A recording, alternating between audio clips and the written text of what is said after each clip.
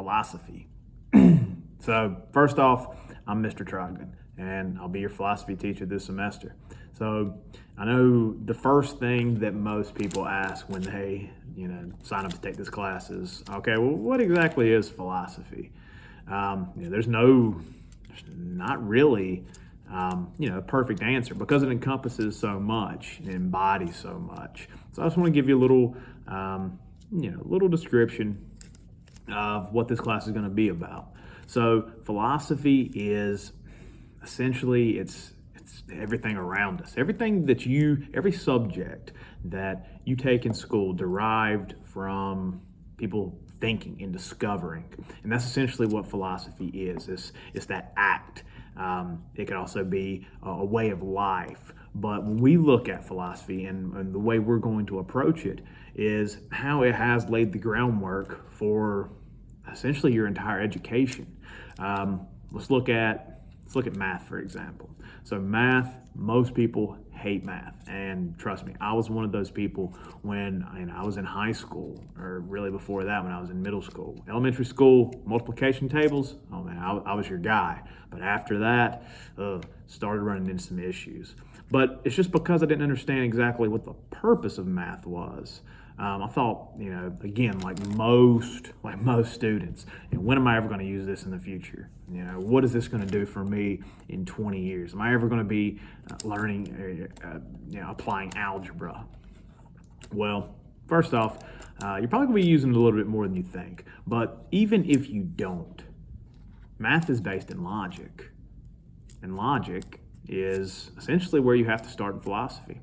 Logical thinking, logical arguments, deductive reasoning, inductive reasoning.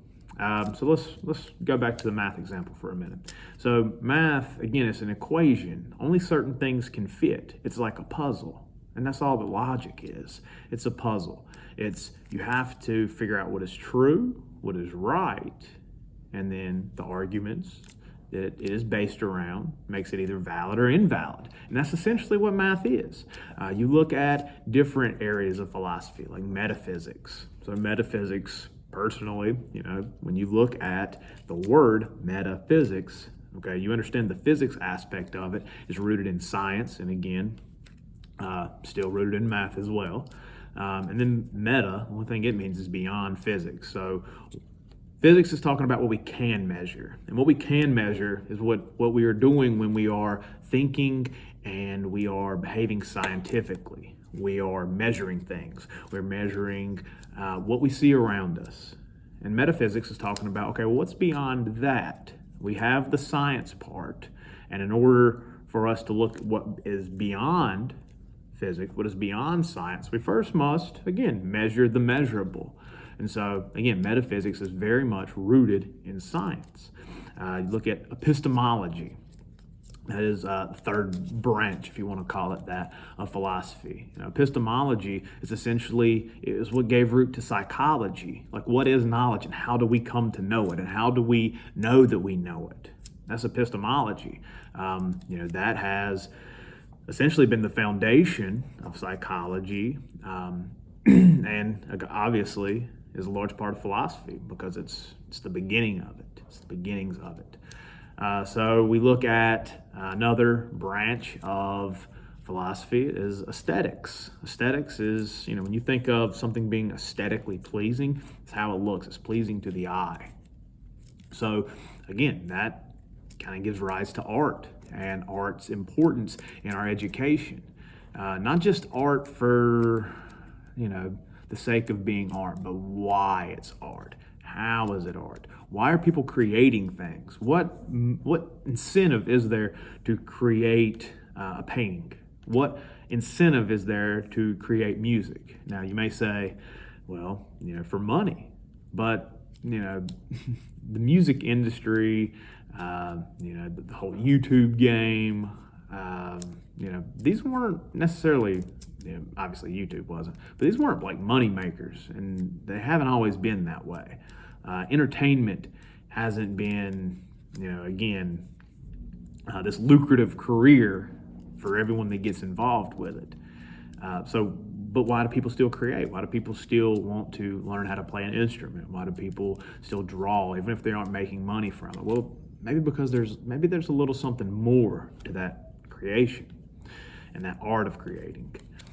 We look at political philosophy. Now, most people, when they hear political philosophy, they're like, "Oh, I don't want to talk politics. I don't want to talk election. I don't want to talk Democrats, Republicans," and that's really not our focus in political philosophy.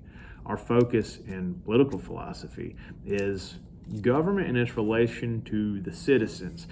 Who's running who? Is the government in charge of the people, or the people in charge of the government? And so we're kind of doing a comparative study here a little bit and seeing what, again, former past philosophers have said about government and its role in people's life. We'll look at human nature.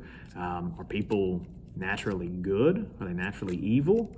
And depending on which one they are, okay, well, what government, what system would best suit the people and their actions and their natural behavior?